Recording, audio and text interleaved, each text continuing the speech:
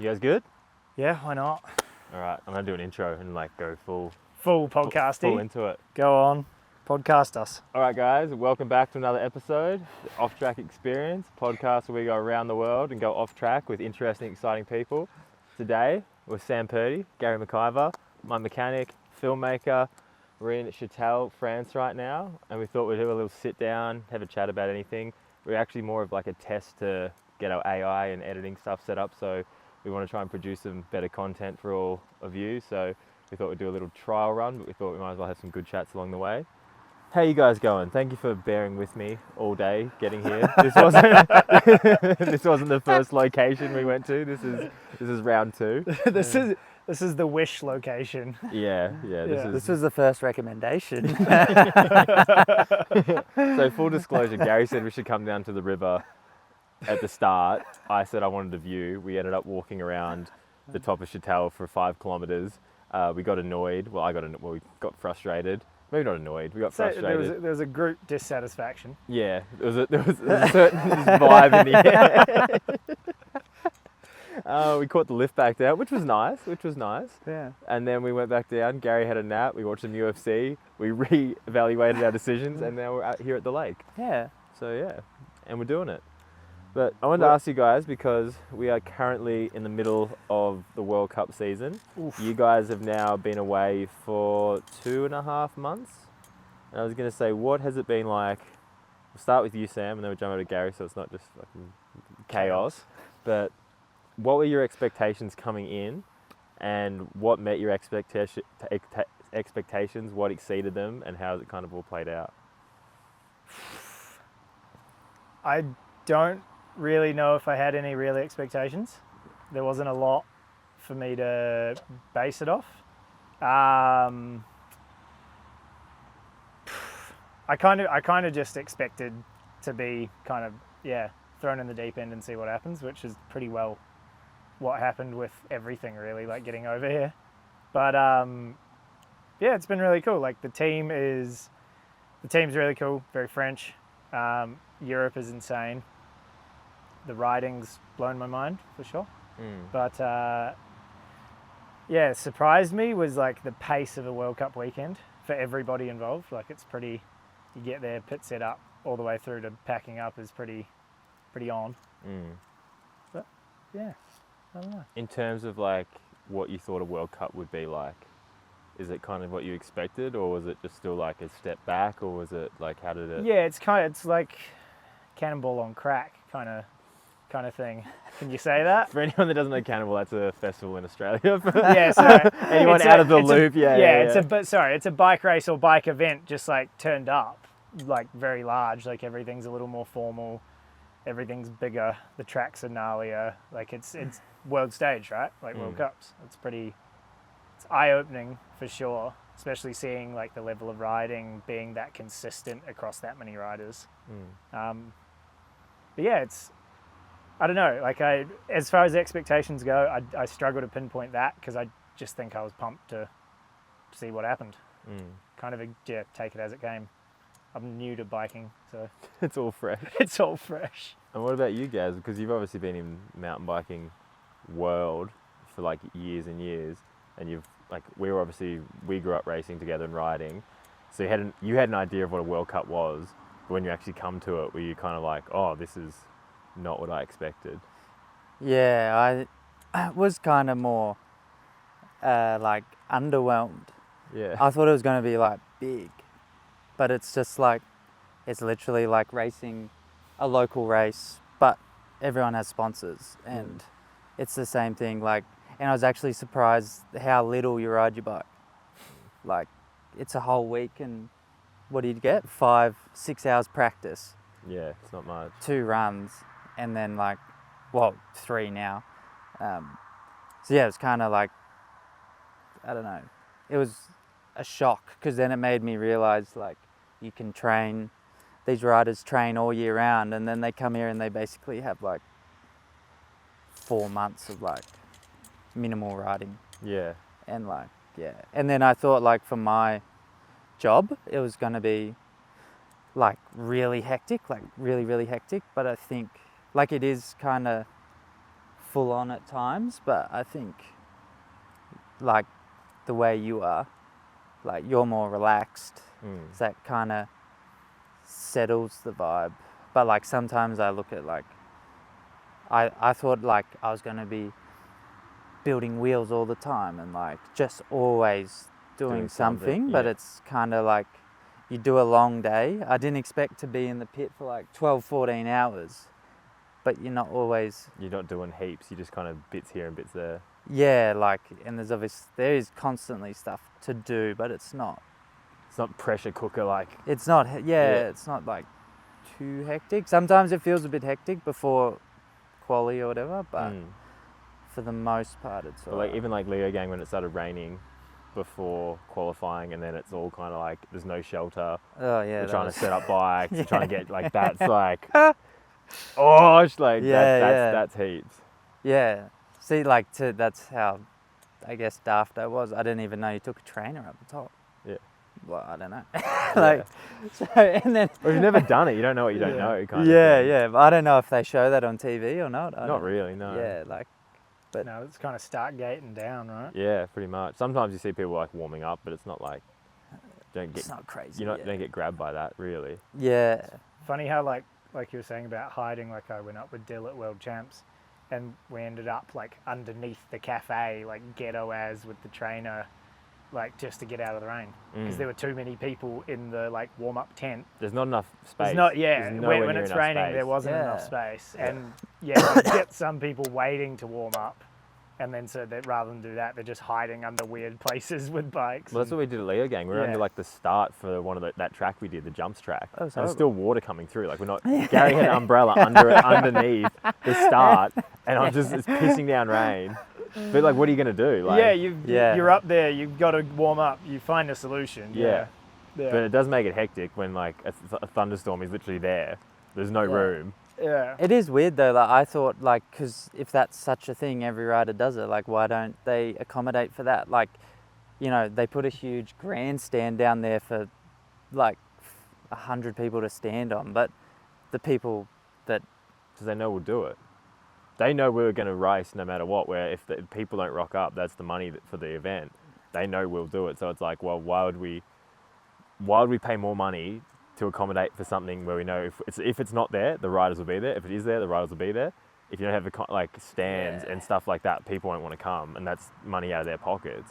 They're not. I think you're just looking at it the wrong way. Like they're looking at it the wrong way. Yeah, But I can know. see what you mean. It'd make a big difference. Like at Val de Sol, there was like that huge undercover area, and like that was. Everyone has room. Yeah. There's so much room. Yeah. It didn't. It actually did. Did it start to rain? Yeah, a little bit. Yeah. Just a little bit, but Everyone feels they've got space. Yeah. They're not falling over people. yeah. I'm going to adjust something real quick. You guys keep chatting. Adjustments. Keep having small talk. Well, I'm thinking this because I'm like looking directly at you and Sam, and that doesn't make any sense. Yeah. Oh, yeah. You get what I mean? Yeah. 100%. Have it more dead on you. Looking this way. This is why this is a test. Yeah, you can get your three angles reckon I even- down. I almost swore, but I stopped myself. Language. Got to speak formally. Formally, yeah.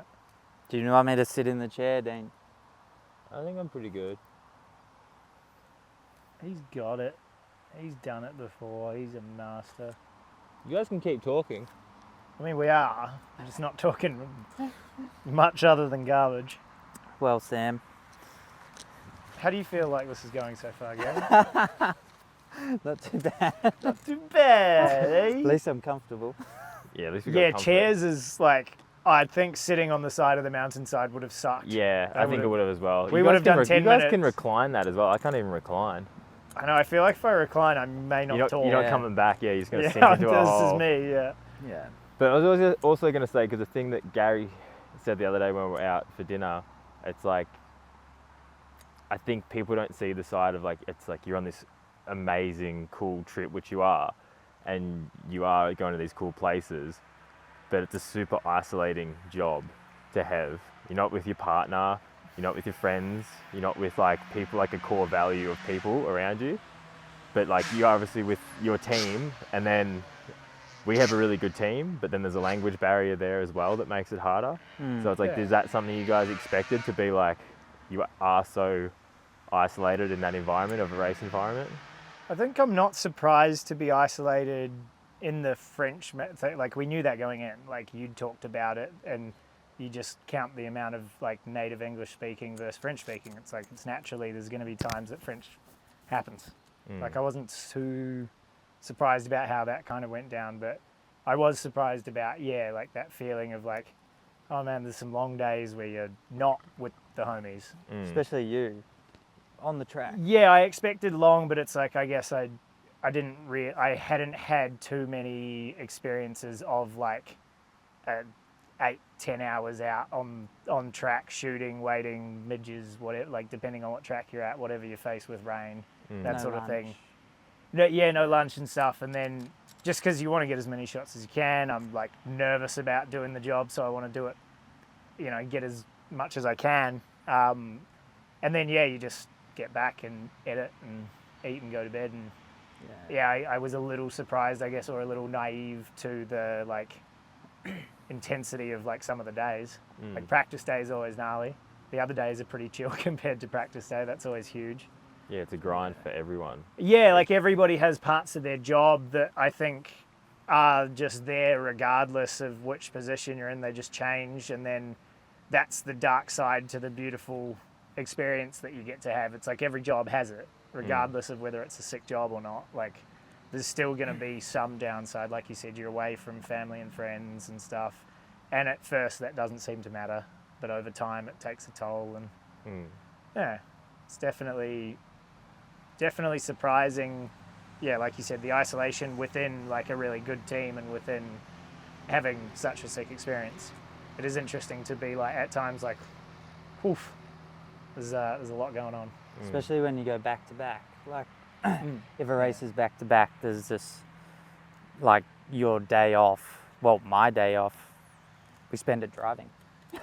Yeah, I'm looking at the laptop in the back of the van. Like, it's you're not like cruising like, oh sick, I'm in the Italian Alps, I'm just gonna like go somewhere for a day. Like, it's Yeah. I think that's the biggest misconception people have.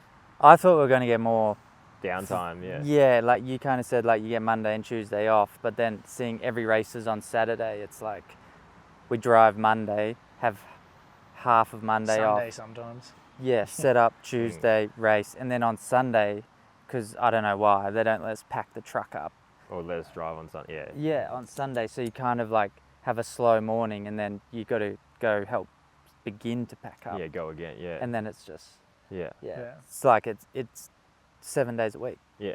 Yeah. It's a full-time gig, yeah. Yeah. I guess the benefit is, like, you've just obviously experienced going and travel around Italy. You do get like those chunk of time where you can go You can utilize it. utilize it and explore. Yeah. That's what I was going to say, because you obviously just went to Italy with your girlfriend for ages. Sam, obviously your girlfriend's back in Australia, and it's like you got to see the side of like, oh, okay, this is actually what a holiday is, more or less, when you're over here. Yeah. And then I guess coming back for you, it's like you've kind of just been in this holiday mode, and now going back in, you're kind of like, oh fuck, like I want to experience Europe as that, and that's what everyone like thinks that what we're doing is. And it's really not. And I guess you've seen it from both sides. Now of what it's like you see, you can only look at what's in front of you because you have somewhere to be.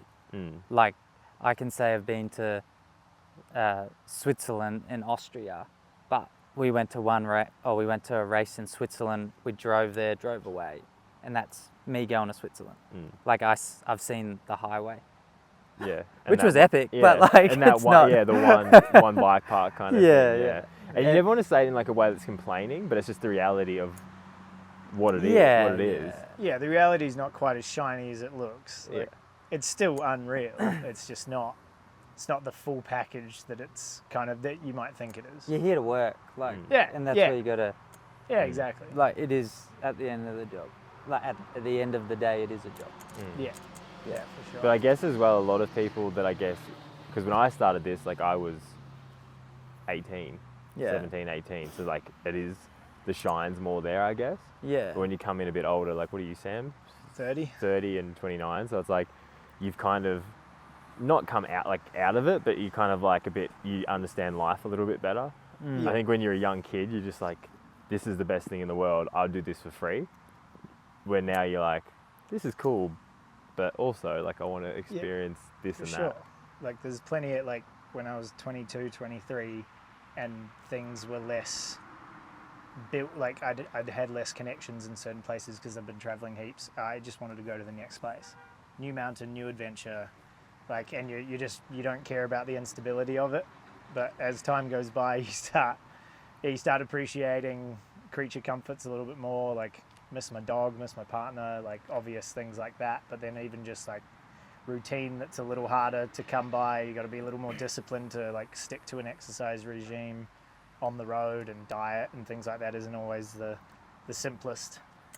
But it's small price to pay, I think, for the experience. Like it's definitely already been like a super rewarding experience in a lot of different ways, I think. Like you say, it's just a hard balance to balance all of those it's just things. not all roses. Like there's a lot of things that I value in my life that are extremely difficult to do here. I don't want to say that they're not like out of my ability to do, but it's just way harder to stay on top of some things when there's like a lot of moving parts and different things that you're not used to. Because once you get a routine, you can add new things in, try some stuff, see what works for you. Here it's like you just onto the, like you said, you see the highway, you do the race, you drive out on the highway. Yeah, like you have this great opportunity, but that's it. Yeah. You don't have the choice to not have the opportunity now, do you? Like, Yeah. you You're can't here. just go home and, Yeah, you're here. you know, You got to make the most of it. And like I feel super fortunate. Just in like I've had so many points already. Like we're only halfway done. So many points already where I've just like smiled like a fool and looked around and been like, how did I get here? This is a whole thing. Whether that's like catching a chairlift to Switzerland or like on the side of a World Cup track and just like fist bumped Loic after he like stopped at a section. Stuff like that's pretty mind-boggling for me. So it's pretty cool. Yeah, you think about the progression of getting into mountain biking 2 years ago, and then you're somewhere like Hardline. Yeah, that was funny for me. That was real strange because I felt very like, it's like a slingshot. Yeah, I felt very like how did I manage to end up here? Like obviously, like I can understand I know process, you, yeah, and I've met people. But still, it's still strange to go from like like you said, like bought a bike at the like when the COVID lockdown stopped, and now like 2.5, 3 years later, I'm on the World Cup filming and meeting people that I've like consumed their biking content like since I got a bike. And I'm like, this is funny. It's pretty cool. It's a weird transition because even like you guys, you would have, like same as me, like idolized people like Greg Minnaar and Steve P and all those guys. Then you come to World Cup and they're like just there, and they're just normal people. Yeah. Like they're obviously always been normal people, but like when you idolize someone and then they become a friend or just become just a person that's in this space, you're kind of like, oh, okay. And then like you said, it's kind of not like underwhelming of who they are, but it just kind of, I think once an idol becomes a friend, it just kind of takes away the shine that something has in a way. Like not in a bad way, but it just like, they're not on a pedestal. Yeah. Did you find that when you came in, it was kind of like all of that kind of changed how you viewed, I guess, mountain biking? Because you've obviously done it for so long, but haven't been like super fan of it. Yeah. Or anything, but it still, did that change? Yeah, I don't know. I think like, as you say, like if I had done this like when I was younger, I might have been all like drooling on them and that. But like now it's just like, I'm here, like, I don't know, like they're just people that ride their bike. Like, I don't know. I've never been one to like fully like idolize people. Like, even if I really like the way they ride, like I think if I seen them, I probably wouldn't even like go up to them or anything. Yeah, I'd just be like, that's they're there, cool. Yeah. Like I love Sam Hill. Yeah. And I seen him like in the little shop, but I didn't like look. I was just like, I'm not going to annoy him. He doesn't know me. He's just trying to do his thing. I'm trying to buy a can of Coke. Like, So you're a can of Coke now? Just trying to get a can of Coke, brother. like maybe the little boy in me would have been like, Yeah. liked it, but like I think it doesn't matter. Like, I don't know. Yeah. I don't know if that's like something of like me like not going to be outgoing because I think you annoy people when you do that. But I think it depends how you do it. Like if you Yeah. if you come up to someone and go like, "How's it going, Sam? Like, just really looked up to you as a kid, loved everything you did. You're a good guy. Nice to meet you." Went away, like, sweet. But if you came up and you're like, "Oh man, like, Sam, I love your new flanny. yeah." Bit of a merch plug, Dixon Flannies right there. Can you sign my collar? No, I get what you're saying. Yeah, I get I what don't you're know. saying. But yeah, it's weird, and it's weird like because I don't follow mountain biking. Like I don't know, and like I know Australian riders, and that's it. Yeah. yeah, and maybe some like I know Greg Minnaar, obviously, everyone does, but like I don't know. Yeah, there's so many names going around, and You've no clue. Yeah. like yeah, I feel a bit disattached from the whole thing. It is funny, hey, because you think about it. Say 10 years ago, you would know every single. Brother! Imagine being that annoying. Like, imagine being that annoying. Dude, Going that's through what the- life just annoying everybody. If that's how Europeans think our accent sounds. That's kind of how it sounds. Yeah. That is us. Oh, Yeah, God. you're that bike of the world. Yeah. Oh, no. Hey, come on, you're close enough to that now. Oh, mate, You're Kiwi accent ain't anything pretty either. You've transformed. Yeah. All right, well, if you could go back and come back to the day you landed in Europe, what do you reckon you'd do different coming back if you could come back again? Like, if you could start from the start, you'd like landed in I'd eat Switzerland? less cheese. No, you wouldn't. Cheese flows. Probably eat more. I'd starve myself before coming so that I could eat more. You just got a diet so then you could fit more cheese in when you're here. Cheese. Yeah. No, I just, to be honest, I just would have. For me, my preparation for coming was like very helter-skelter, last minute, just with like things going on at home and work and the economy going a little down in the months beforehand. But I don't know. I'd like to just be more prepared, but that felt quite situational too. But yeah, just more prepared. With knowledge comes power, right? Come over, just a couple more freaking universal charging plugs and things like that, so I'm not finding myself in awkward situations. And yeah, just Little things. little things. But it's like, how do you prepare for something you don't know what it is? Yeah, exactly. Yeah, exactly. But that's what I'm saying. that's It's my like thing, what is you like- know now, going back. Like, I would only just like have a few more systems in place and a few more items thought of. Like, now that I know I need them, I would have those ready to go Yeah, yeah. with that knowledge. But yeah, like you said, you don't have the knowledge, you don't know, you make it up on the fly as it happens. Yeah. You know. what about But you, yeah, Joe? and even just like I bought my camera a week before. Like I had a week before coming. I didn't exactly have like it figured out entirely. So Yeah. just stuff like that would have been more organised with. You know. Yeah. What is it? Bite off more than you can chew and then chew like fuck? Your podcast, yeah. Just swallow. Okay. Gaz, what would you do if you could do something? If you could come back, what would you do differently? I'd bring more winter clothing. Everyone told me it was going to be hot because it's summer, but you're in the Alpine and it was freezing.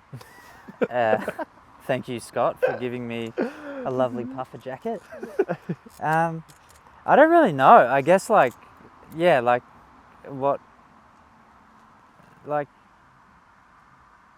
I really don't know. I'd probably just like be more prepared.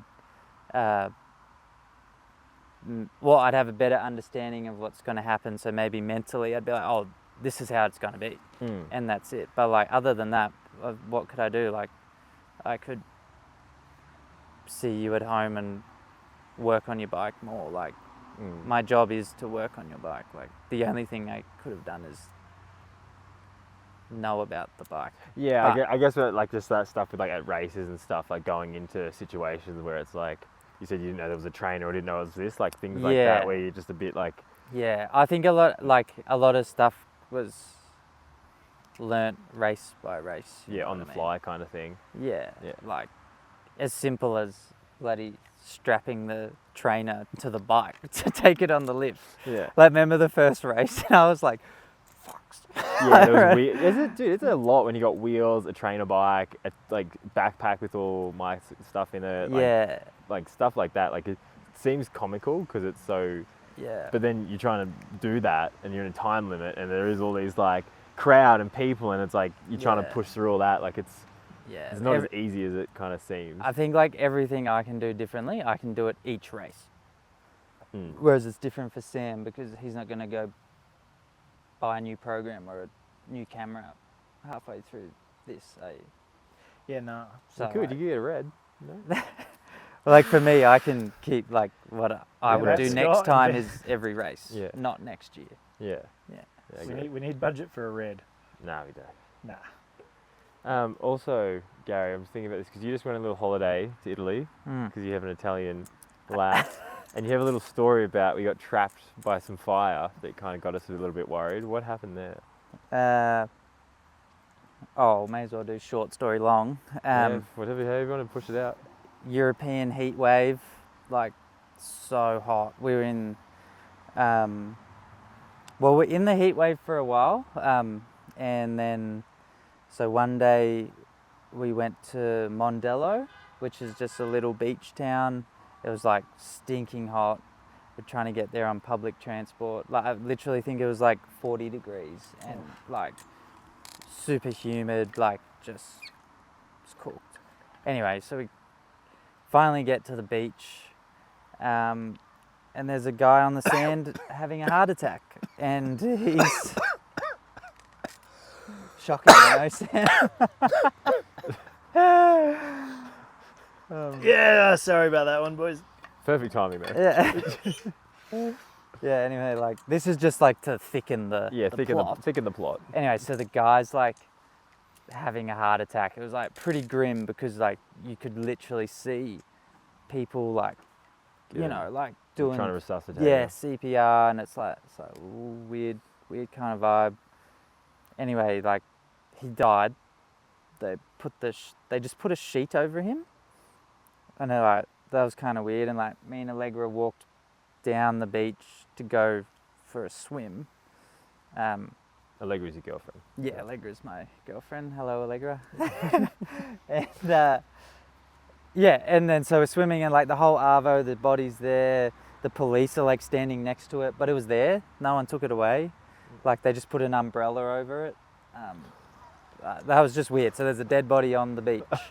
We're swimming. Raw? Yeah, and then like you just see this smoke start on the hill, and like in Sicily it's very barren, rocky, like low-lying grass, not many trees, and smoke, and then you see this flame just start going up the hill in the background, probably like 100 meters, 150 meters away, and the fire's just going up, and there's no sirens, no helicopters, and like we're like, what the fuck, what the hell, why is no one coming? They're like, oh, it's fine, it happens every year. Anyway, we actually had a scooter that day, so we went to a vantage point around, drove like half an hour up, and we could see this fire, like still rolling over the hill, like they had started to try and put it out. There was people on this big lookout like ages away watching it, and so we're like, oh yeah, like they'll get it out. Anyway, that night in bed, Allegra wakes up at 3 a.m. She must have gone to the toilet or whatever, and I could hear this sound. There was just like things banging and like going off, and like it was wind. And I'm like, what's that sound? And she looks out the window, and like the hill was just on fire, like behind us. And we later found out like that hill the base of it was like 150 meters away. And it was just like engulfed in flame. Like the sky was red. There was 2 hills and like a little way out, and both of them were just going up.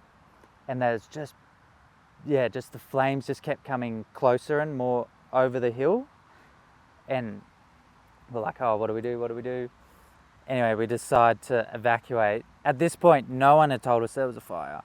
There was no sirens. It was just, the thing was just going. And so we go out, and we were near the ocean, so we went down to the port, and like there was people down there, like locals, and they were all hustled in there, like the fire will be right near the port. But literally all around us was burning, and then it hit one side and all like gas bottles started exploding, and it was just like boom, boom, and then I don't know, like the fire just kept going, and then eventually the sun came up. So we stood outside for like 4 hours while this was happening. Like we had wet towels because it was so thick, like everyone was coughing. And then, yeah, like the fire kind of just, there's not many trees. Burnt out kind of thing. Yeah, like it just kind of faded away. So we went back, and then, yeah, like when we got out of that town, we seen like our hotel to the train station was literally like 100 meters, and the backside of the train station was burnt. Like, and everywhere then from then on that we seen, like you'd be driving somewhere and there'd just be burnt. Like, imagine like there probably was some people that maybe the gas bottles would have woke them up. You know how you just say you're asleep in bed? yeah, Imagine you just slept through the whole thing. I know. Just like woke up next to me like, what Clueless. There was here? no warning. Everyone's no, just like, it's okay. yeah, This happens every Thursday. Don't worry about it. yeah, like it was weird. Like, but the weird thing is because like it's just concrete there. So like it was like kind of like, oh, like we should go, but there was never a point I was like, we're gonna die, or Yeah, I was never scared. Yeah. Well, I guess you're down at the port. You're near the ocean. It's like jump in the water. Like Yeah. get on a boat. But like it was hectic because it did come down like into houses. Obviously, things are blowing up. Yeah. So like there was a lot of people very bad. There's a commotion. Yeah. Yeah, and like There's there's a lot that- of people were very badly affected. Yeah. Yeah. Yeah. Yeah. Just But- you as tourists weren't. Yeah, because we didn't have anything there. But apparently the fire was so bad in the town over, like all the resources were there, and like people were coming down to the, I don't know what it was, a boat club where we were, and like stealing all the hoses just so they could get there and like Fight it in some way. fight their house, like save their Yeah, house. right. It was just It's yeah, heaps. Wee. It's hectic. yeah, You Big survived? adventures. yeah. Italian heat wave. Oof. Yeah, it was so hot, bro. And then like literally 2 days later, it just went normal again, like the temperature. They were just waiting for the next Thursday and we'll Yeah. go again. And then while that was kind of happening, Allegra's parents in the north had such bad hailstorms that like knocked down the neighbour's tree and like smashed so many cars, and like it was all over like Italian news. So like, Italy's just on one. climate, yeah, like just so different. Like, Yeah. yeah. Apparently it's very common like for both of these to happen, but like the magnitude. And then they had like flash flooding in the very north, like around where we were in Val di Sole, like wiped out roads and just Yeah, I heard about cooked that it. not long after yeah, we'd kind of gone. Yeah, right. Heaps. yeah. And Sam, you've just been chilling in Sleepy Chateau, I've just been kicking living, back, put your feet living up, good, man. Been living good with Flo and Anne and riding Chatel a lot. and hanging out. Happy to, I was pretty pumped to get back on the bike, and it's been a very sleepy little experience in Chatel. It's definitely a pretty quiet little spot, but the trails are pretty wild. Riding Top a notch. chair with your bike is a lot Changes better. your life, than, eh? yeah, it's a lot better than, any shuttles back Well, I home. can't do the Troopy carrier with the six other sweaty guys. It's just, That's character building. nah, yeah, as a kid, but you do something long enough and Yeah. you want at least a minibus. Like, come on, like you want to, like, I don't want to be like knees in my chest and like sweaty men next to me. Like, Yeah, but how are you going to get a shuttle bus up Baja? oh, just pave the road. we need Slap better a bit roads, of concrete Gary. down, brother. I'm not going there. Yeah, no, chairlifts are better. Like, it's just, there's no way you can argue that. It's Oh, just yeah. way sicker to ride a chair and do way more riding than you would otherwise. Like, you get a 5-minute chair up and a 9-minute run down. It's pretty unreal. Pretty next level, isn't it? Yeah. Do you guys reckon that, you know how you kind of like coming over here, it was a bit of like a kind of jumping into the unknown of what to expect? Do you feel like what holds you back from jumping into more things like that? Like, what do you think the biggest thing is that stops you from doing that? I know I should probably do this, but, and it's like, what creates that but in your mind? fear of failure? Yeah, I mean, I was gonna say like situationally, like depends on pros and cons, but then in terms of like a more general answer, yeah, fear of failure would be or fear, and not even failure in like a external sense of like disappointing somebody else, just like proving yourself right that you think you suck and you might actually suck. Just mental head games that come along with trying anything more intimidating than the status quo. But as far as like opportunities and like things I want to do, I think I've always just done what I want to do. It's been the kind of driving force of my life of just trying to do fun things, and at times that's definitely been to my detriment in some areas of my life, but I feel like I've had some good experiences from diving headfirst into stuff like this that wasn't necessarily the most organized plan before getting here, but in more like a general sense, if I was to be afraid of something, it's probably going to be not working. just so some innate. Can you think of something that you've gone into and that it has failed? Everything. No, but no, like not in a sad way, like in a what was an example, like just one key example of something you went into that you perceive as being a failure? Hard to name now because I feel like I've learned. Like, exactly. That's the point I'm getting at. Is like this is the thing. It's like people say I'm scared to fail, but then as soon as I'm like, give me an example, you're like, well, I perceive that as a failure, but then now I don't see it as a failure. I see it as growth to where I am now. Yeah, so that's the whole thing. That's why I kind of started with that. Like it's hard to say a specific example because of that thing. Is like, with the retrospect, it's a lesson, and you are where you are because of the things, and that's why I said I've failed at everything. It's because, but not I've failed at everything. Everything's a failure. I've failed at everything I've ever tried many times, but those have equated to learning in that field or situation, or even just learning that sucked. Don't do that again. But that's the point of that is like even the greatest, the person that is the best in the world has lost and failed way more than they have won. Yeah. But then people, like you say, have that fear of not diving into something because of that failure that you have to go through to get where you want to go or get the thing you need. Sometimes that can even just be like short-sightedness, because like you can't just achieve something great like that. No. Or like not even like, it doesn't have to be great. Like you just can't, it just can't happen. And if it does happen, you wouldn't be happy anyway. Yeah. Like imagine. And if you saw someone else and it just happened for them in an instant, you'd be like, oh, that's a bit bull. How'd that just happen? But that's what you want. Like it could be how you respond. But for an example, like if just say you're out and a gorgeous girl came up to you and she's just like, I really like you, take me home right now. You went home with her, hooked up. You probably wouldn't have that much respect for her as a person, because you'd be like, but she just got out there and got what she wanted. Yeah, but in the sense of that, like you would, like as soon as it like something becomes harder and you've actually got to put in an effort to like work towards making something good, it's more valuable to you in that sense. Yeah, for sure. Anything where you have to go through something difficult to attain something or achieve something is way more worthwhile. It's like you said, the short-sightedness or the impatience often gets it. Like even like you with the cold water the other day, you're like, I know it's meant to be good for me, and there's all these things. I'm just don't really want to get in it. I know it's only positives, but I don't really feel like it. And it's like even when you know that you're gonna go through something difficult, but it'll be better, or you put the hard work in now and it's better later. There's still something in certain situations that you can get hung up on. Like I think it's how bad you want the result. There is. Yeah, exactly. And it's how bad you want it, depending on the time as well. Because it's like you might want it. Like I see so many people, man. They'll finish a race run and they've just done like a bad race run. They're like, I'm going to train so hard. I'm going to put so much work in. I'm going to come to the next race.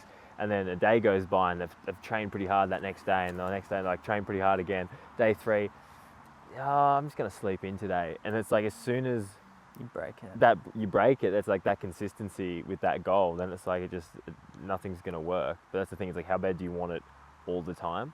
And that's the thing, it's like everyone wants it when you're at a race, because that's when it's the shiniest thing it could ever be. It's like the fans are there, the media's there, your team's there. Like that's the time that, okay, this is easy to want this now. Yeah. It's like 4 a.m. when it's raining and you're at home and you've just done like a heap of efforts the day before and your legs hurt. Like that's when you become good at whatever it is that you want to become good at that time, when it's like you get up and you do the thing. It's not when you're like the shiny lights and everyone's there looking at you and going, come on Dean, or come on Sam, or come on Gary. It's like, Yeah.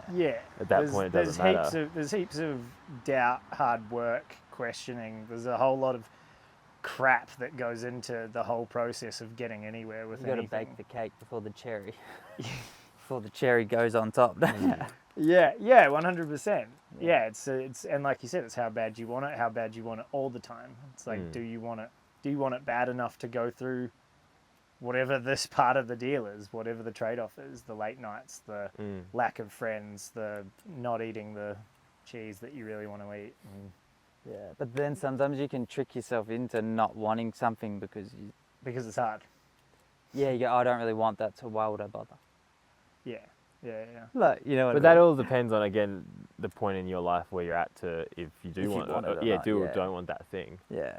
But if there's like that little voice in your head, like, because it's uncomfortable and whatever, it can just be like telling you to not do your 4 a.m. sprints. Yeah. Because I don't want to win the race. I don't care about that. Well, even man, I find like my head and people I've talked to as well is like your inner bitch comes in so strong, and it doesn't even have to be like trying to convince you that you don't want it. You can justify anything. It can just, I sprained my toe. I felt like one weird step and all of a sudden I'm injured. Maybe I shouldn't work out tomorrow morning, even though you know you should. Yeah. You're not actually that injured and you're just being a bit. Yeah. Like your brain can come up with so many different little ways of like justifying a choice that you know you should make, but you're not. Yeah. And it's so I find it really interesting that you can know how positive something will be, and that like seconds after you do it or complete it, you'll feel way better, but you still somehow manage to go, oh no, I'll sleep in.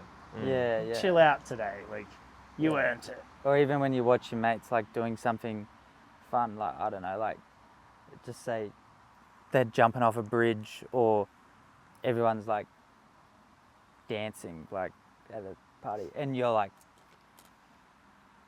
I don't dance, or like, I don't want to jump off this bridge, but like, you know how good you see people and they're having fun. That comes back to fear.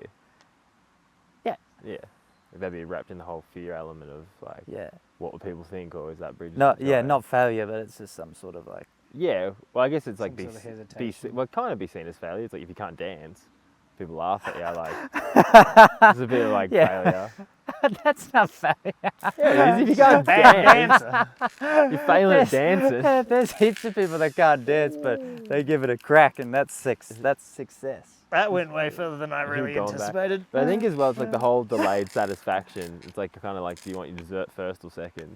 And I think a lot of people want their dessert first, and they'll, like, for example, like when you're growing up as a kid, and there's a lot of people like, let's go out and party, and you see those kids that weren't partying and they were working really hard, and then they saved up enough money to buy a house or like buy something, and you're like, they gave up something then for something now. I think a lot of people won't give up that thing now for something later. And that's the whole idea of like going to the gym or like grinding on an edit and doing all this stuff. Like there's so many other things you could do, but you know, the reward from that delayed satisfaction is going to be way better. And I think that's the whole thing. It's like, eat your dessert second, not first. Yeah. But I think a lot of people just see that and they're like, well, I want this now. And I think especially, I think we're going more into that, people wanting stuff now, that it's like, okay, I can get it now, and it's so easy and accessible that no one will actually put that time in to then really wait. And I know I'm like not victim to that, but I'm guilty of doing that, where I'm like, I want this thing now, and then you put everything into getting that now, where it's like, you know, if you waited, it's going to make it better. Like we had the joked around last night when we were waiting for dinner, and it was taking so long, and we're like, well, it's just going to make it taste better. Like the longer you wait for that thing, it's like, look at, for example, when like Steve Peat became world champion in Canberra, like that only was this massive story because he got second like 5 or 6 times, and it took him 15 years or whatever it took him to get it. Wow, true. Yeah. So you think about that, like, that was built around failure. Yeah. Like Yeah. that wasn't built around success. Yeah, trying a bunch of times and not quite getting there. Yeah, resilience, being like super resilient in that state. And that, I think, builds the best story. It's like, Yeah. if you want it straight away, it's like, Yeah, not like, who cares, but it's... I think there's a huge amount that you can learn no matter what the endeavor is, but just through perseverance, through adversity. It's like, saw on another podcast, I think the question was like, younger you or your kids, like what hard things would you want them to go through to teach them the lessons in life that they should learn? Because they're not going to learn great lessons through you providing everything they ever want or getting their way. It's like, you think about, like we were talking about, all the bad things in your life, you don't see them as failures per se because you've learnt the lessons from them and grown from them. It's like all the traumas in your life create you, and it's the hard things that teach you the lessons. Like, and having that ability to persevere through whatever crap gets thrown your way. Like, some people get a worse hand than others. That is just life. But if you have the ability to persevere through it, you learn a lot. The tightrope, I guess, of being a parent is to how much suffering do I put my kids through that they're not traumatized and hate me.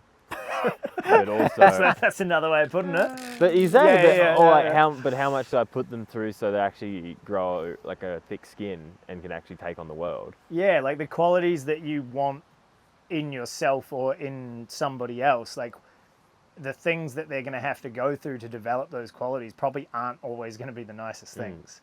Because look at this, for example. Like, look at Conor McGregor as an example of like welfare cage fighter. You reckon his kids are going to become cage fighters? No. Probably not. Maybe. Like, and you think if you're going around a lot, like if your dad is probably going to be a billionaire by the time they're old enough to become a cage fighter, like why would you fight in a cage when you have money coming out of everywhere? And like, not to say that they might not be good kids or they are, I don't know them, but like the whole thing is like, normally someone that becomes self-made, normally their kids aren't the ones to then Keep that going. no. Different. Yeah. They'll just live off the benefits of having rich parents and probably get some kind of drug addiction and go down a certain path. But that's more common than not. Yeah, for that to hope happen. not, but yeah. But then it's like, okay, you are in that situation. What, like you don't support your kids? And like that's the hard balance is to like how do I give you a tough life so you can experience life is tough, with also giving you the benefits of being this well off. Yeah. That would be a Well, tough rich person problem. Yeah, you just take your kids on holiday, but when you're not when after school they got to go work at Macca's, like most kids do. You know what I mean? Like, make them work. Yeah. That's it. Like, just make them work, because the problem is maybe with those kids is they never have work ethic because they don't have to work for anything. Yeah, like I didn't grow up crazy. Like my parents are okay off, like they do well, but not like crazy rich. But I had more opportunity than some of my friends for like gifts and things. Like and my dad was into motorbikes his whole life, so like that was kind of a part of my brother and my upbringing. But my parents were, they were very much like, we could buy you stuff, but we're not going to. Go get a job. Like, I really want this thing. I want this thing. Okay, like, get a paper out. It's like, oh. Well, you provided me with an option to get what I want myself. Damn. Yeah. How dare you do this to me? And that taught me from, like quite young, they've enforced that, like, it's fine to want something, but like, go get it. You gotta Off earn you it, go. Yeah, you got to earn it. We'll provide you with an idea of how you might be able to earn it, but, go put the reps in and see what comes of it. And then that, like I say. And if you're in a tight spot, like, we'll help you out, but as long as you're trying. Yeah, precisely. Like I was very grateful for that later in life of like, I've been in the workforce since I was 11 as a paper boy, 14 at Wendy's Super Sundays, and like did some pretty grassroots crap jobs to earn money, but I now will do anything. Like, as an adult, I'll do anything for money. But like I'm not afraid of getting my hands dirty, and like that work ethic was generated at that lower, that earlier part of my life, that I think my parents were in a position where they didn't have to teach me that. They could have treated me, or not treated me nicer, like pampered me a bit more and given me, made me a bit more stoked out with heaps of gifts and stuff like that. But then I wouldn't have learnt the lessons, and it wouldn't have I wouldn't be who I am, I guess. So I think, yeah, it's a hard line to toe, especially the richer you get. It'd be, more money, more problems. Preach it, sister. I was going to ask you about, because we kind of touched on this at the start, but what do you think the hardest thing in terms of like being in a relationship and traveling with this job, like what's the hardest thing you've kind of dealt with since being away, and then obviously being away for longer? It's like communication. Like it's not like it's like kind of simple, but like if you're in such different time zones, like we're generally 10 hours behind Australia. So when at the end of our day, when you're super tired or trying to do stuff, that's the time like you can communicate. Or at the very start of our day, but it's a pretty average time for them. It's like mid-afternoon. Yeah, and like we get up at 7 and we're trying to be at the pit at 8. Yeah, so there's no eating breakfast. And so it's just like, just consistency. I don't know. It's not too bad. I think you just... Could you see yourself being able to maintain that long term, like being away for that long? Every year? Yeah. Oh, no. It wouldn't be nice. Yeah. It just depends on the people. It doesn't No, but as you as a person. As me, like it does get a bit frustrating. It depends how into the situation I am, but it also this is a 2-person dance. And what do they want? Yeah, but also it's like, I guess both needs are like, how much communication do you feel like you need, and how much communication they need, how much physical, like it's like obviously a lot of factors. I'm just wondering, like for you in your case, because I think that's like, for me personally, I'm just saying this because it's like, I don't think it's something that people grasp as much for people from Australia and New Zealand that come and do this job. It's definitely something that, like, imagine European, you go home every second race or after every race. Yeah, you just go away for the they week. can come out and watch one and hang out. Yeah, exactly. Yeah. So it's just interesting to see someone else, or question someone else and see like how they've kind of... Well, Sam's got a huge foundation of relationship. Yeah. And I have I have a good one. Yeah. Well, we haven't been together super long, but we've done a lot together. And we've had many a good times, and man, we moved into a van with each other after 2 months for a year. Like, there's gonna be some problems, but like, we got through it. Like, it's gonna get interesting. you know what I mean? Yeah, I know. Like, when you're in a van, like when a problem arises, well, you better solve it, otherwise it's gonna be shit. Whereas when two people live like normal, in a normal life, like A's here, B's here, you have a problem, both crack the shits, don't talk to each other for 3 days, the problem lingers, you hold it, and then you just trash like potential good things because you're not that you don't want to sort it out, but there's that weird option. It's easier to not. Yeah. It's easier to not have a shit conversation. I'm with you. As like you said, the foundation for me and Elle was just back-to-back winters living in share houses and tiny rooms together, and so there's just no escape. You're just like you're there. There's a problem, you have to deal with it. You better, or it's gonna fester real bad. Yeah, I'm not saying that's like the right way to do it. Like, but when you meet someone, it's the speeding up process. Yeah, you speed up. Like normal, like you say, normal dating. Like it's been a while for me, like 7 years with Elle. Like, but the normal process, if you live in one spot and you're not traveling, right? You might see them a couple of times a week for a bit. Then you might see them more regularly than that, and then at what point, like, I'm not even sure, maybe 6 months, maybe a year of dating, and you move in together. Yeah, some people don't even it's 3 years together and they don't even. Which is fine. Which is like more standard than I guess I see in the like circles I've run in and situations I've been in. But yeah, that speeding up process of like, all right, we've been together 2 months, we're now living together, or like we're sharing a room in a share house with 20 other people together. We've got to collectively be tidy housemates to these other people and a tidy couple to ourselves without fighting in front of people.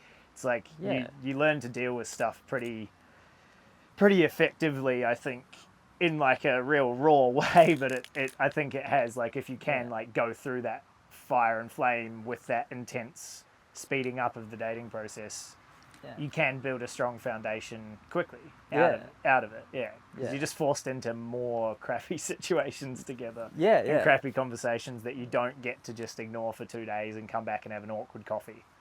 Yeah, and then try and solve Try. it. Like, and then Yeah. the longer something stews within you, like the more it's there, and it's harder to get it out or to let it go. Like, And I guess touching back on what you're saying is like if you're overseas and traveling and you have one of those moments, the distance, the time makes it hard to it fix. can Yeah. even when you don't even like something can be misread or some situation can be misunderstood, and then Yeah. like that distance becomes massive. so Yeah. difficult. Massive, and people get in their own heads. I know personally I have, and I know in well, it the just past- takes you away from what you're doing because you're so worried about the argument.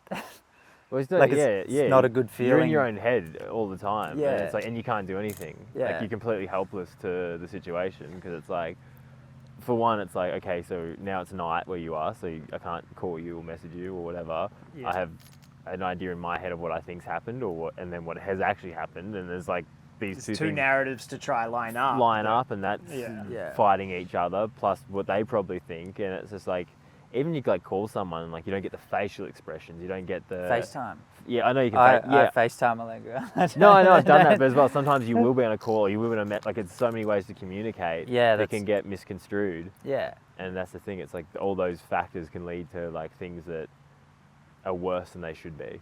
Yeah. Yeah. Yeah. Well, I thought it was quite telling when I was talking to Thibaut on the team when he asked me like how long I'd been with my partner and how long I was over in Europe for, and I was like, oh, I've been together 7 years and I'm here 4.5 months, and his eyes just went wide and he was like, what? That's crazy.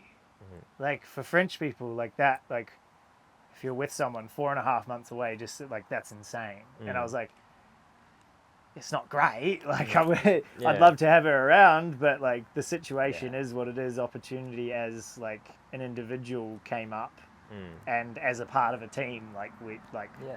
made But a decision for me to kind of chase it. But it's definitely not the simplest thing to do, regardless of your foundation. Like Yeah, but it's- this sounds, I know this is cheesy, but like it's harder to put into practice, but like that's love. Like if you guys love each other, you want, Elle wants you to succeed, and if that's, even if you're across the world, you're doing what you want to do and she knows that you're happy Yeah. and she knows you're coming back, that means she loves you. But if she said no, don't do it, that's too long, that's toxic, like that's attachment. Yeah, and She's- it's like she's I'm providing something for her that she can't see herself losing even for a time. Well, it's not but- unconditional and it's love. her. It's, Yeah. It's not Yeah. unconditional love. It's I love you if you stay here for that time, Yeah. not if you chase your dream to go and achieve something you want It's to like achieve. it's a need that it's like they love you because you're, I don't know, actually, how do I word this? Like, yeah, it's not unconditional, but it's like Yeah, they love you, but there's like a caveat to it where they're like, but you have selfish. to you have to be here and give me the parts that I want. Yeah. Like Yeah, I'm not just gonna love you regardless. It's just like no, Yeah. I need what I want out of it. it's Yeah. a weird like and it's super hard to put into yeah. practice sometimes. Like Allegra went to Italy for 2 months last year, and like it was all good, but it was like a good practice run for now, and it's just like she was happy, so I was like, sweet, like that's good. Yeah. You've been wanting to go home for Mm.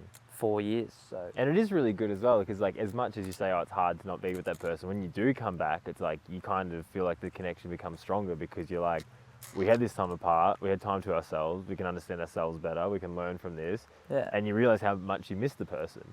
yeah. You're like, oh. And it's not like you haven't talked the whole time. No, exactly. Yeah. There's so much more like ways to communicate, but when Yeah. you do finally get to see that person again, you just like, it's like new again. It's Yeah, like this yeah. new feeling again, which is like you can't, like people will go, like just say for example, my brother and his wife, I don't think they've been apart for more than like a week in the whole time they've been together. Yeah. Like it's been very limited, if maybe 2, I don't know, like not a large amount. Yeah. Yeah. And like something like that is like, and I'm not, like, it's not good or bad. It's just how some people are just That's how it more is. connected, and they've got a kid now, so that makes it harder as well. But it's like A lot of people's lives do just happen like that. exactly like you imagine if you were an owl-headed kid, this would probably not be realistic because like you can't just go away and be like, Right, it's look, close enough to not being realistic with a dog, let alone yeah, a kid. yeah, exactly. Like, it's, But I think the situation we're in is like not many people have to go away for 4.5 months across the world to do No, that's work. what I mean. It's a very niche.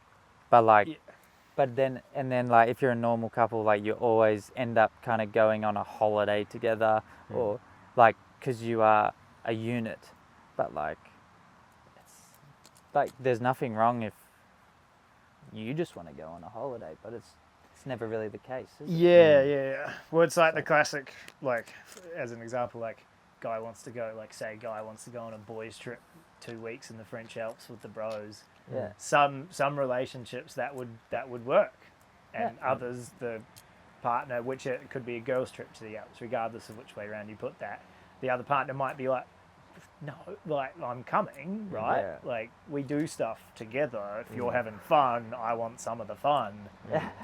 Don't But do know. you reckon it's that, or is it like, oh, what's that? What are they gonna do when they're away? Like, It I'm could be sure a there's range of any of Yeah. I'm sure there's different mix of the pie for different situations. Like Yeah. there's some would be like, yeah, sick. I'm gonna read my book, have the house to myself, like piss off. Like, Yeah, go. yeah. That's Yeah, gonna be mint. And then there's others that are gonna be like, I can't deal with my reality alone.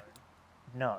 Yeah. Yeah. Like everything from one end to the other. Like that neediness and attachment all the way through to just peace, mate. Like it'd Yeah. be good to see you gone for a day or two. Like, Yeah. The thing that I know as well, like as much as just say in this situation here, you'll have those moments where you'll just be like when you were here alone before we came here and you're by yourself riding here and you're just like, I miss my girlfriend, I miss my dog, I miss my home, all these feelings. I guarantee you'll be home at some point in the future. You might have kids, you might have whatever, and you'll look back and be like, I would give anything to be by myself in the French Alps. Like you will. Like there'll be a point where like times that you think that you would do anything to get out of them, at some point in your life you would do anything to get back into them.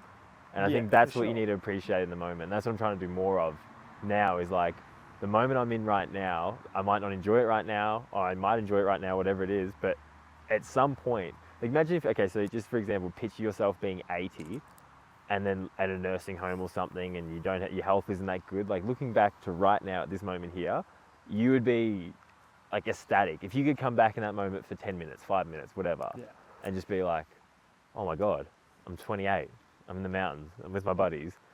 Like, and then you look at it like that and you're like, oh fuck, I'd give anything to go back to that. And at some point in the future, that will become a reality. So it's like in the moment trying to appreciate that for what it is before it goes. Like I wrote that thing the other day about like, you only, what is it? You only realize, only at the end, we realize how fleeting this truly was. And it's like, in the moment of anything that's happening, you don't think it's going to go forever, but you don't realize how short it would be. And I always think that when I move out of it, like I just say, I've had different housemates and I've lived in different places. And at the end, you're always kind of like, oh, this is over. This chapter's over. Like when you move out of home, you're like, oh, that wasn't that long. Or you move in with some friends, then you move out, and you're like, oh, and now I haven't seen some of my other housemates for years. And it's like, they've got kids now, and like, I'm not going to live with them again. Yeah, it's And that's crazy, over. isn't it? Yeah, like riding for a different team. You leave. You're like, oh, I thought I was going to ride for this team forever. It's gone. It was a huge thing that there was both a positive and a negative, depending on how you looked at it. For me, with winter seasons, was like you go to these different resorts. You meet, same as the bike world, you meet heaps of like-minded people that you're like more likely to become friends with because they're chasing the same passion. And yeah, you're with them 4 to 6 months, and then some of them I've never seen again. Yeah. Some of them I've felt some of the sickest friendships with and built like and had the best days with, and I just they're Italian or they're Austrian or wherever they might live or do what they might do. It just hasn't lined up, and it may never. And there's that I look back at, like you said, you look back at times and go, that was unreal. Like, and I think once you have that mindset, like life is fleeting, like every part of it is very fleeting. So once you realize that, and I don't say that in like a pessimistic What's fleeting? way. Sorry. Fleeting's like there's it's like, here. It's here one going second, fast. gone the next. Yeah, like Oh. fleeting's like there's not much, like there's not much time. Yeah. Like fleeting's like it's constant. Like you imagine you get like an hourglass and you flip it, like it's fleeting. Like the time's it's going, it's leaving, but you don't realize that until it's all gone. So I think we all anticipate things to last longer than they do. and then you always look back and you go, oh, that wasn't actually that long. Like- What were you saying today? I think I overheard you, like you were afraid of getting to like 40 and not having done much. Yeah, or just not yet. Yeah. And then you, but that's the whole thing. But that's the whole thing. You won't realize you haven't done much until you got to 40, or until you got to like a certain point where you put like a stake in the ground where like, I want to do something until here, but like you don't know. Like only when you're about to die, you're gonna know how short life really was. Yeah. Like I don't know how short life is right now because I haven't got to the tomorrow, it could be Exactly. 90, Yeah, exactly. Like, there's no way of really knowing. Could be 87. Yeah, exactly. So you won't Be know. specific. But yeah, I think you're just trying to appreciate that more. That it doesn't last forever. It's all quite. But then it's weird, like when you look back at your life thus far, it's like you can either look at it through the eyes of like, oh, back in the day, I wish it was like that or whatever, or like you can look at it like appreciation for like what you've done, and it's like some people might think like, oh, I haven't done that much, but then you're like, if they actually looked back, like you've kind of done a bit, like so it's like so weird. Yeah, it's perspective on how you look at it. I used to always have this thing that I changed. It was really quite a powerful thing, but I remember I never used to go to like parties or events by myself because I had the mentality of I don't know anyone, or the perspective of like I don't know anyone. And you go into something like I don't know anyone, you're scared. But if you go with I'm going to make so many new friends, it just completely shifts that narrative in your head, and you're so much more like likely to go because you're like, well, I want to make friends, I want to meet people. Yeah. So it's like going into something like, because you know when you go to something in a group of friends, you don't really meet anyone. You're kind of in your group of friends, and someone might bring someone in, or you might meet. If you go somewhere by yourself, you are forced to meet people. Yeah. Or people come up to you. It's just such an easier way to interact in a situation like that. But it's like you've got to flip that narrative in your head that's like, I don't know anyone, to like, I want to make heaps of friends. Yeah. And it is hard to do sometimes because. Terrifying. But once you break through that, it's like, oh, this is awesome. I was, prior to my first like overseas trip on my own, I was such a different human being. Like I was the quiet kid of the group. The angry metalhead, like headphones in. I wasn't a super outgoing person at all. And then, but I wanted something, and I wanted to go to Canada, and that's what I wanted. I wanted to go snowboarding. None of my friends wanted to come with me. They didn't have... Fuck, you can't wait for your friends. Eh? Yeah, like no one wanted to come with me. It was like, well, I'm doing this. Yeah. And all the while knowing that I had very limited like social skills in terms of like just even being afraid to ask strangers directions as an 18-year-old. Like I was a pretty nervous kid. I don't know. And then I got over there and it's like, well, you don't fucking ask. You don't flip and ask.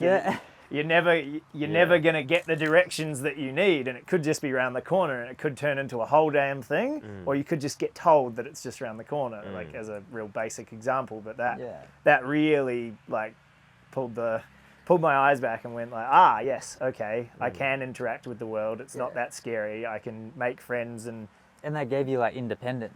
Yeah, hugely. I came back entirely different from that, and just like.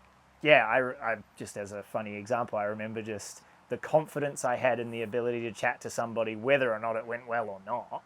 I just had that on the back of that experience. And then I met my next girlfriend by being just way more confident than I ever had been in a party situation. Like you were saying, chatted, flirted, boom. Like, Boogie. And that never would have happened like without that kind of like experience to make me go like, oh, okay, no, I'm capable of this. It's not as scary as I thought, but I had to put myself there first. Even just like going out of home, getting on the plane, organising all your stuff. Oh, man. Before that, you like... Rocking up in Banff at 10 p.m, no idea what I'm doing, no SIM card, 2 bags, just like, better figure this out. Yeah, like you have Walk to, down the street till you find a hostel, like, you got any beds? Cool, done. Like, you make mistakes, you're unprepared, you figure it out, you fix your mistakes, you learn from it all, and it's I think we underestimate how nice and friendly people really are. Yeah. Like we have this weird thing where we're just like think everyone's so different, and we're just not. Yeah. Like if someone asked you on the street like a question and you knew the answer, you'd just probably smile and tell them. Yeah. And then if you didn't know the answer, you'd probably be like, oh, I'm Probably really asking if sorry, I don't know the answer. But like, Yeah. what else is your answer going to be? Ask him. You're going to scowl at them and I'll like, probably- what are you I'll probably like, see, really? I'll probably Get see- away from me! Ah! Like, yeah, like if someone asks you, you're not going to like respond horribly. So why would somebody in the other? Yeah, but you build that like idea in your mind of that's the reality we live in when it's just not the case. Yeah, most people are nice and genuine and don't want to do wrong by anyone. Mm. That's most people. But it's like I saw something that was reflective of kind of that idea of like, sorry to take it weird modern, but like what you see with social media and content and things is like you see a lot of not nice, but the vast majority of people that are nice are just not posting. You know, it's like there's like a small minority that make up a large majority of the content you see. Exposure comes from, you know, shock value, things like that, you know, news articles and stuff. But most of people's experience through life is just kind of being genuine and okay to people. It's just a little bit boring in terms of like to view, right? Like, Yeah. But it's like I think it's easy to think that things are worse than they are and that people are worse than they are. I think like a lot of the people I meet in real life outside of the internet or comment sections and stuff like that, everyone's pretty good. You meet some oddballs, but for the most part, everyone's nice. pretty legit. But especially, but if you've like, as you say, like when you went to Banff or whatever, Canada, and you came out of your shell and now you can nicely interact with people and that, like imagine if you were like still the, like headphones in and I you're wasn't, like, I was like, oh, but like, yeah, with the metal in and you're like, Yeah. where's the train station? like yeah. kind of, I don't know, maybe like if you weren't as, I don't know the word, like outgoing or friendly or just a nice person, maybe the world wouldn't be like that. Maybe the world would spit on you. Tell me I'm a nice person, Gary. You are a nice person. Thanks, man. But like, you know what I mean? Like, Yeah, no, I get you. Yeah, if I hadn't have learnt that lesson and adjusted appropriately, I could, like, yeah, you see people that haven't really adjusted to those lessons or to that dynamic. like when we were at the ticket box today and the guy was like, he was next to us and I was asking for our tickets and I think his daughter lost the ticket and he's like, sorry, but what are you going to do about it? Like, what are you going to do? And the lady's like, oh, we will fix it, don't worry. And he's like, okay, good, like, you better do something about it. And I'm like, whoa, like, you're like 40, man. Like, and if he interacts like that with people, like, then everyone's going to interact back. The world's like going to reflect that back to him. Yeah, Like, yeah. Yeah, 100%. Maybe not everyone, but like, and then his perception could be like, oh, everyone's useless. Yeah. They don't Or the help me. world's angry at me. You I'm know, like, everyone's Just a angry. mirror No of one who wants you to are. help me. I'm Yeah. hard done by. Yeah, Like, yeah.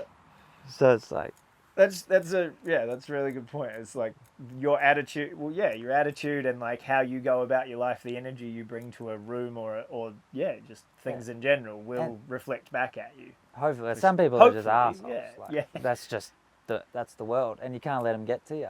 Yeah, yeah, Like, yeah, for sure. yeah. I like that, Gary. I reckon we can wrap it up there. I'm getting a bit chilly. It's cold. I'm a gonna say- little peckish. Yeah, I was gonna say, you guys got any quotes you want to end this thing with? Any life quotes you live by that you want to throw down? Do what you like what you do. It's on my mug that Elle got me, and it's the best thing ever. Drink coffee out of that every morning. Reminds me. It's a pretty simple message. For the record, he actually does drink out of it. Yeah, it's not a lie. That coffee's travelled to quite a few countries with me. It's really heavy coffee mug. cup. Yeah. We were Perfect. discussing. I had to pay overweight baggage on the way out of Australia because of that mug. But what about you, Gary? What does your mug say? My mug. I don't know. My landlord gave me my mug. Came with the house. You got a quote to live by, Gary?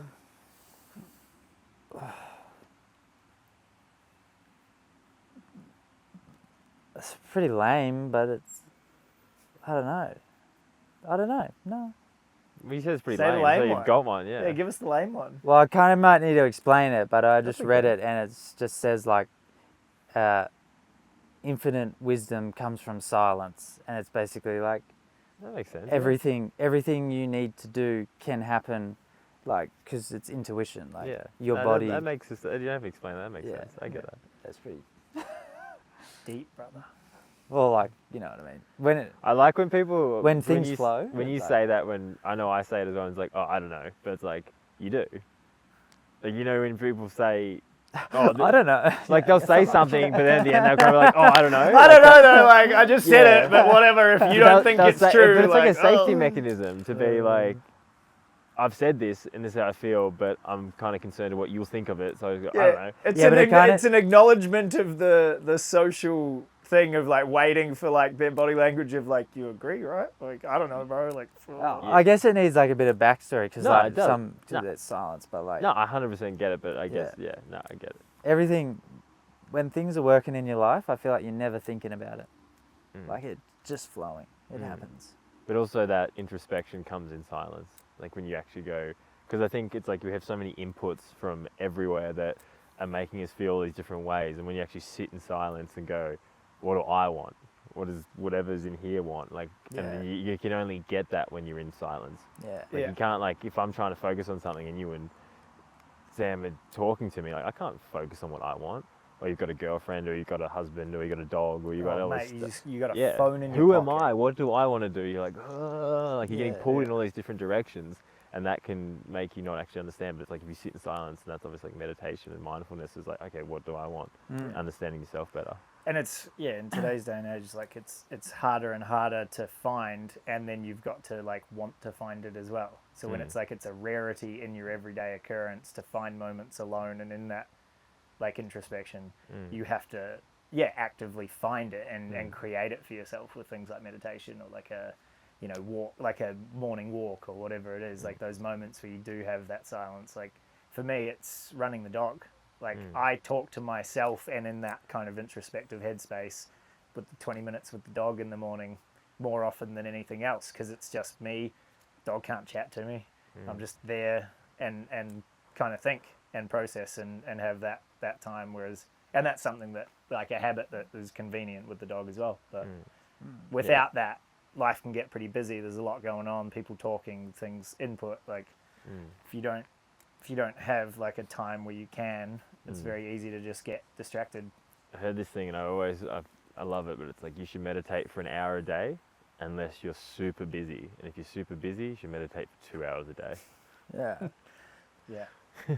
But it's just like, I don't know, like it's in anything you do, you can, if you're silent in it, it's like riding or like going surfing or like even if you're at the gym, like you're fully shut off and you're like in the moment. So that's like meditation in motion. Yeah. But it's like, Flow state, brother. but like when you like sit down and feel like it's hard when you're still and to just like I don't know, like in that sense, like when you actually try to like stop, because when you're just in some way it's like relieving, but you're also distracted by what your body's doing. But like when you actually like sit down, when you. it's But like that's why it's hard. It's hard to really sit in and not be distracted by anything. Like obviously, riding or surfing or whatever, it's an easier way of active meditation because you're still focused on a task while you're doing it. So that's like you're focused on something, everything else is off. Yeah. But when everything else is off and you're just here, it's like, okay, things can come in, things can go. And Yeah, and you gotta, stop. But then, like I know even at work, like at home, at work, like I don't think. Like I learnt that working in a cardboard box factory is like the longest day. I worked obviously every day the same amount of hours, 10.5 hours. But like the longest days were the days where I would like, my head would start ticking and then I'd be like, oh, I don't want to be here, all this stuff. And so then I learnt to just like not think. And then it made time go quick. Like, and it also kind of made the job. meditation in a way. Oh, yeah, I wouldn't say I was you're like. shutting off from like thoughts of like negativity and whatever. It's just like you're present in what you're doing, not really. I don't know. Yeah, like I was present in doing my job, but it just made everything fucking made everything a lot better. Yeah. So it's like, but yeah, they can concentrate more. And then I find like, even at normal work now, when I work in a bike shop, like if I'm thinking, like, if it's not something that I know how to do automatically, if I'm thinking about something, I can't do it. Like I fuck it up. But if I just don't think and I'm just like going along with it, so it's like through the motion, yeah. Yeah, like Yeah, no, I can relate to that. Sometimes you do things tick and sometimes they don't, and if there's a distraction, you're like, I can't do this. yeah, Like, it's just like head noise is the biggest distraction. Yeah. But it also, I don't know. Like we can do a lot of things, but the head is what stops us. It's like me not hitting the jumps. Yeah, no, you've got all the skills there and available. can- Yeah, you can do it. Yeah. Actually, I don't actually think about when I can't hit the jumps. It's just my body locks up and then I go like, oh, like. And then I break. Yeah, so maybe I need to think my way out of the fear in my body. But like, if nothing scary is happening, the mind can be your worst enemy. Yes. All right. On that note, There's a long quote from Gary. yeah. Well, it just needed a bit of backup, you know. All right, should we sign off? We talked about all the things you want to talk about. It went longer than you probably thought, eh? Yeah, it was longer, yeah. But I mean, yeah, it's just chatting crap with you two. It's Easy. like you asked what I thought. Like, you know, the one with Jace, pretty big platform, pretty intimidating. This Yeah, is it's a just lot, you. hey? It's a lot. It's like, a lot. Yeah, it's a little nicer sitting in a silly little recliner in a field in the French Alps with you two idiots than lights and cameras and. But again, that's all how your mind is. Oh yeah, processing, just like, it was the stimulation of the environment, whereas the stimulation of this environment is way more in tune. But also, like, if we were here, What if Jace was here? that's what I mean. There would still be an added pressure that you put in your own mind about how big this would be. Well, yeah, and it's the time spent with you guys that creates the comfort. Yeah, I get that, but it's that whole thing of going in.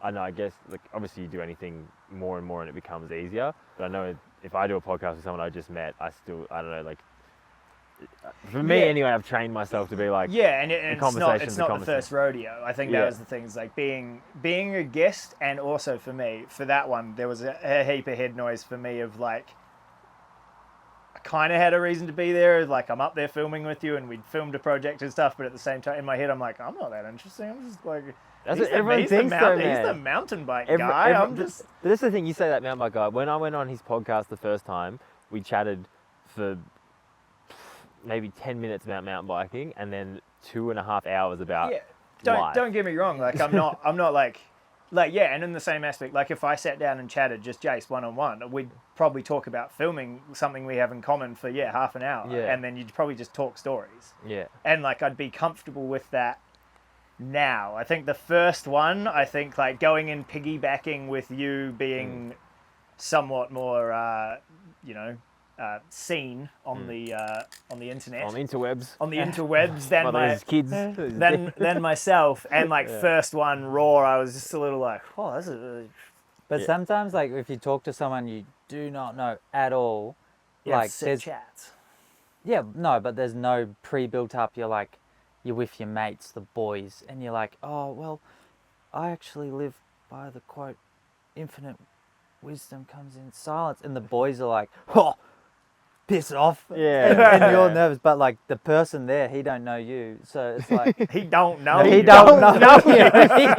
So You like, went real you don't know tone me, on it. son. You don't know me. But like, you feel freer because you don't know him. You don't care what he thinks. And if he thinks ill of you, you're never going to see him again. Yeah, who cares? Doesn't matter. He can have his opinion. Yeah, no, I get you. It's kind of almost more. It's more freedom. Like it's not. It's not always like that, but no, 100%. I feel like you should carry that in with the boys, with the randoms. Like, just that's being your authentic self. yeah. At the end of the day, Yeah.